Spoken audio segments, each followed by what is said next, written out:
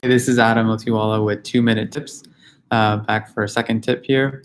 Today I'm going to focus on what to put on the beginning of your website, or how to start a pitch for your organization, or how to bring a big vision. So I was mentoring a bunch of startups at the Holt Prize, student teams who were pitching to win $1 million at the United Nations with President Bill Clinton. And so we had one company who basically had this hand crank motor like this size, and you literally just did this and it provided electricity for 1 minute, provided 20 minutes of electricity. So if you're out in the village and you have no access to the grid, you can get power.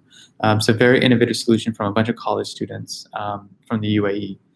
And so they were like, "What do we do?" And they said that what they do is they provide a hand crank motor for lighting. And I was like, "Well, is that why you exist? Is that like the goal of your organization?"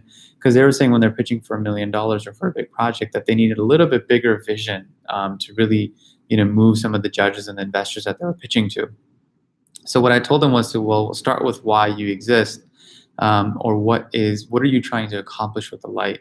And they're like, well, we want to provide access to lighting to everyone in the world, if they have it, if they have access or they don't, affordably and cheaply.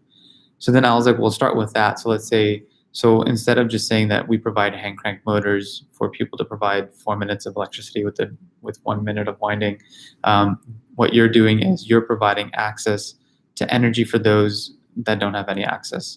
So your goal is to provide energy efficiently and cheaply to everyone around the world. And there was they said there was almost 2.4 billion people who were off the grid, or who had very little energy. So I was like, you're actually trying to provide energy in a creative way to 2 billion people, and that is what you should start with, and not with what you're doing, but why you're doing it and how it'll impact the world. And stay tuned for our next tip. Peace.